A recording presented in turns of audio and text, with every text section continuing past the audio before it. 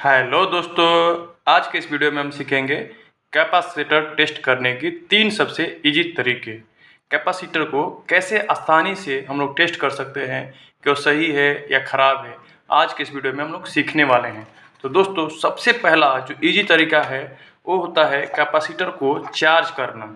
Capacitor में देखो भाई लोग, एक नेगेटिव टर्मिनल दिया रहता है, एक पॉजिटिव टर्मिनल दिया रहता है। ये जो माइनस माइनस के निशान है वो नेगेटिव है, और जब कुछ निशान नहीं है तो वो पॉजिटिव है।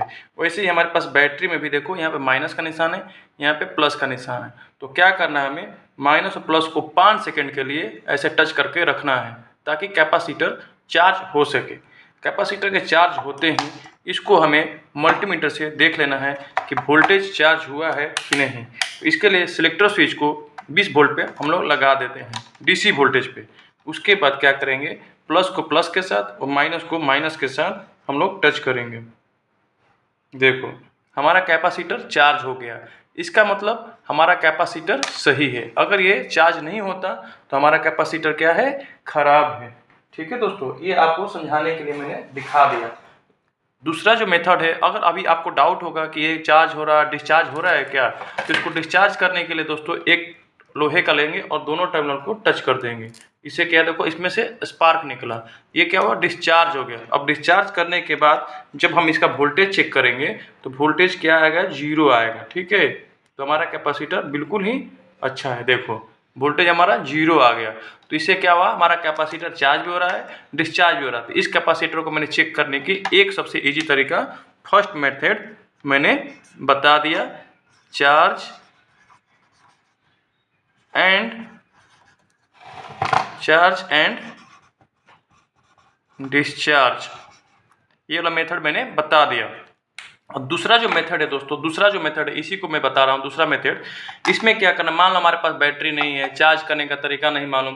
दूसरा मेथड क्या होता है, मान लो कि हम चार्ज नहीं कर सकते, कोई चीज़ इसमें फिक्स है, मोबाइल वाला कैपेसिटर है, कहीं फिक्स है, पीसीबी पे निकाल नहीं सकते हैं, तो क्या करना है, मल्टीमीटर का जो सिलेक्टर स्विच है उसको हमें कंटिन्यूटी पे लेके आ जाना है। कंटिन्यूटी यहाँ पे है, ठीक है। अब क्या करना है हमें कि कैपेसिटर के जो दोनों टर्मिनल है उसको हमें टच करना है। तो इसमें क्या होगा, अगर कैपेसिटर सही होगा तो या तो कुछ वैल्यू आएगा या फिर वैल्यू नहीं आएगा। अगर खराब होगा कैपेसिटर तो उसमें क्या, बीप साउंड आने लगेगा, यानी शॉर्ट हो चुका है। ठीक है, देखो ये वैल्यू आ रहा है, इंक्रीज हो रहा है। ठीक है, इंक्रीज होके 1 तक चला गया, तो इसका मतलब हमारा कैपेसिटर सही है।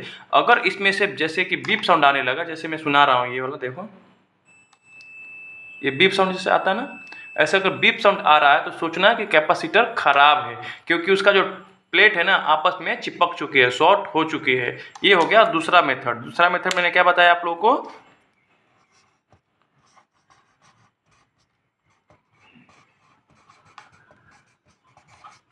कंटिन्यूटी से। कंटिन्यूटी अगर नहीं है तो हमारा कैपेसिटर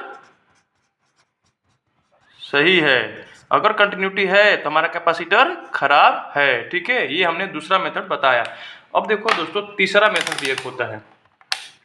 तीसरा मेथड क्या होता है, मान लो कि ये कैपेसिटर है, ये कैपेसिटर जो कंडेंसर लगता है फैन में, ये मान लो कि 440 वोल्ट तक का है, तो मतलब ये 9 वोल्ट से तो कुछ चार्ज होने वाला नहीं है, इसको चाहिए 220 वोल्ट। तो 220 वोल्ट चार्ज करने के लिए क्या करेंगे, हम लोग 5 सेकेंड के लिए इसको हम लोग इसमें ऐसे लगाएंगे, 1 2 3 4 5।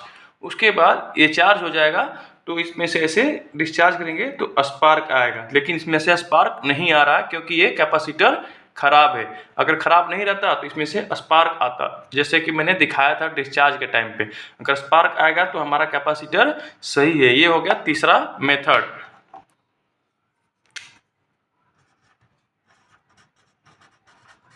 स्पार्क द्वारा। ठीक है, अगर आपको ये वीडियो अच्छा लगा तो लाइक और सब्सक्राइब कर देना। अगर अच्छा नहीं लगा तो कमेंट करना कि क्यों नहीं अच्छा लगा, क्या इसमें हम लोग और भी चीज़ बदलाव ला सकते हैं। ठीक है भाई लोग, थैंक यू।